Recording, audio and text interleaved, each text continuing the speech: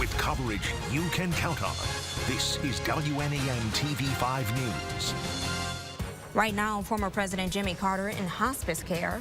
Great man, great president, probably underappreciated by those who don't know much about him. He's now spending his last moments surrounded by family. Plus, funerals underway for the 3 students killed in the mass shooting at Michigan State. How communities across the state are remembering those lost in tragedy. And cutting-edge technology growing in popularity with senior citizens. It was so beautiful. Makes me feel like I'm over there. How older Americans are embracing virtual reality. It's time to wake up Mid-Michigan. It's Monday, February 20th. Yes, it is. Good morning, Mid-Michigan. Happy Monday to all of you. Thank you so much for waking up with TV5. I'm Blake Keller. And I'm Sierra Cersei. Hopefully you had an amazing weekend. Let's go. Because we definitely had the sunshine to have a good weekend. Yeah. It was very warm out, too. We also just want to say welcome to Wake Up. Oh, yeah, thanks. Yeah, great to have I am you here. So, yeah, I am a fellow Michigander from Detroit and happy to now call Michigan my new home. So, yeah, the fellas have been giving me they haven't been too hard on me. Not yet. They've been giving me a really good, so far my week has been really good. Yeah. My last week. Right, you were here off air last week and officially made our debut today. Yes. So we are so lucky to have you. Yeah, I'm so happy to be here. So excited. I can't wait. All right, so we have the yellow on for not only the sunshine here in the studio, but some today. Yeah, a little bit. We brought the good luck. Yeah, like you guys mentioned, a lot of sunshine over the weekend, so perfect timing for that as we start off today. Still expecting some mostly clear skies, so you will see a little bit of sun. As we start off, we have dry weather too on your first alert sky tracker. Just a few lake effect flurries, mostly to the north of our viewing area. A lot of those temperatures are not feeling too bad, at least all things considered for this morning. Upper 20s up north to lower 30s south, and our wind, that's actually pretty light too, so wind chills at a minimum for this morning. Your day planner in Saginaw is showing a very cloudy sky, so there will be some opportunities for some sun today, but I do think more clouds than what we saw over the weekend.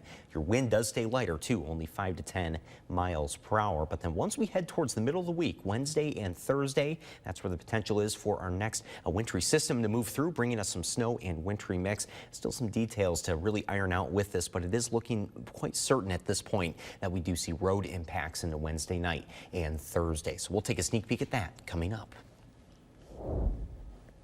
And in your live on time traffic map this morning, no crashes to report around our area or towards Lansing if you travel that way, and towards Metro Detroit looking pretty good, and all of our drive times are in great shape for this morning as well.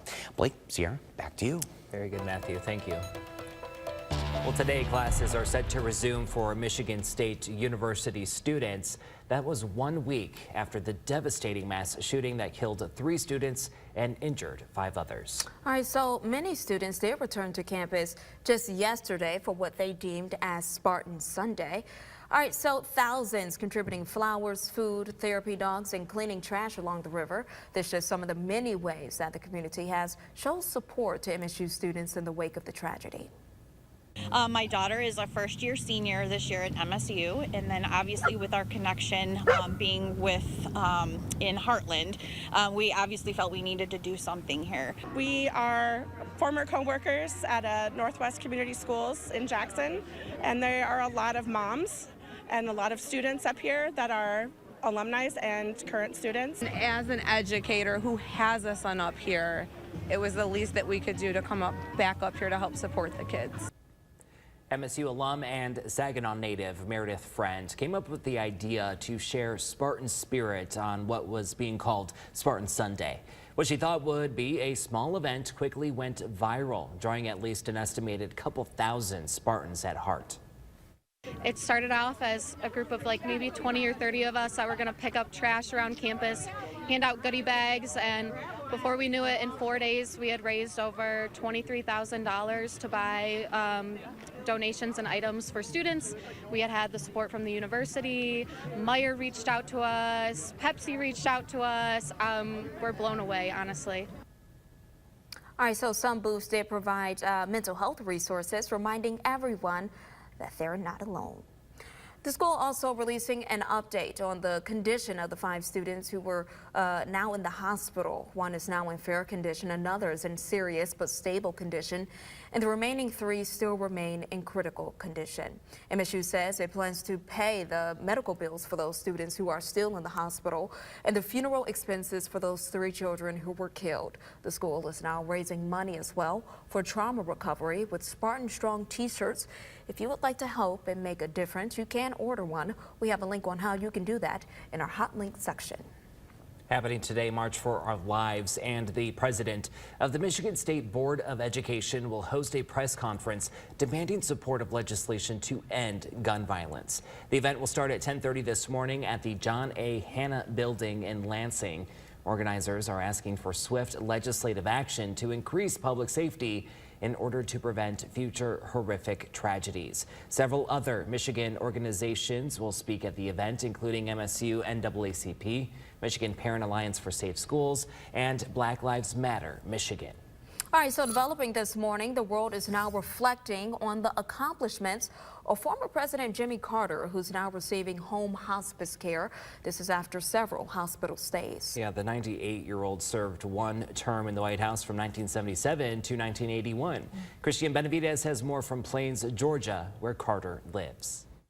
Visitors came to the Carter Center in Atlanta over the weekend following the announcement former President Jimmy Carter has chosen to enter home hospice care. Great man, great president, probably underappreciated by those who don't know much about him. Those who worked alongside Carter on projects with Habitat for Humanity after he was president are also remembering all of his efforts to help others. He is one hard worker. He's the first one on the site in the morning and very often the last one to leave by the end of the day. But nowhere are the memories stronger than here in Plains, Georgia, Carter's hometown, where he's lived for more than 4 decades following his presidency. Lord, we'd be amiss this morning if we did not lift President Carter to you. At Carter's church, there were prayers and reflections on what he and wife Rosalind fostered in the community. It's just the examples that they have given to adults as well as my children who have grown up knowing them.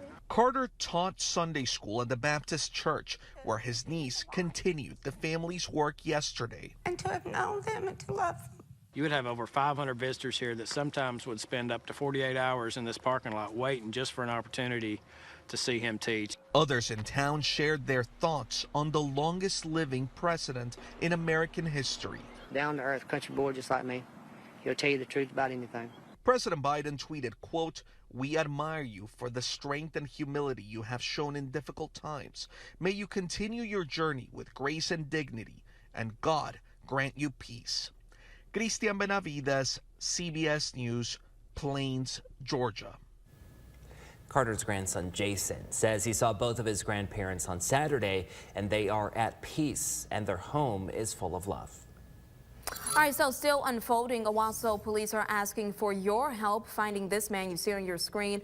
He's missing and endangered. 34-year-old Nick Machowski of Owasso was last seen Saturday night around 9:30. This was near Hopkins Lake. Anyone with information is encouraged to call the Shiawassee County's Sheriff's Office. Drivers in Bay City will need to avoid Independence Bridge as crews begin demo work. This closure will allow workers to prepare the northbound lanes for traffic. The bridge will be closed starting today, and it's through Wednesday. All right, so more local news for you this morning. This one's a fun one, a food festival to kick off your week. Who doesn't love food? All right, so Eat Great Winter returns to downtown Saginaw. This will be at the Temple Theater. All guests get an 8-course meal. You get beer, you get wine. All of this coming from some of the top restaurants in our area. Dinner time is between 5:30 and 7:30 p.m. The festival runs until tomorrow. So that's going to be a lot of fun, Blake. Yeah, I heard wine. So I heard food. I like wine and food, so we can go with either one. Exactly. Yeah. All right. Right now, your TV5 news time is about 6:08. All right, so raising money for Special Olympics Michigan, how 2 law enforcement agencies competed for a good cause. And raising questions over how safe East Palestine, Ohio is following the toxic train derailment. How the rail company is responding to growing concerns from residents. All right, so what we're looking at now is Birch Run. Looks like a pretty chill vibe this morning, not too much traffic for your morning commute. And if you are headed out anytime soon and you need to stop for some gas, well, look at your screen really quick. Here are the lowest gas prices right here in our area. And stick around with us because Matthew will have your forecast for you in just about 2 minutes.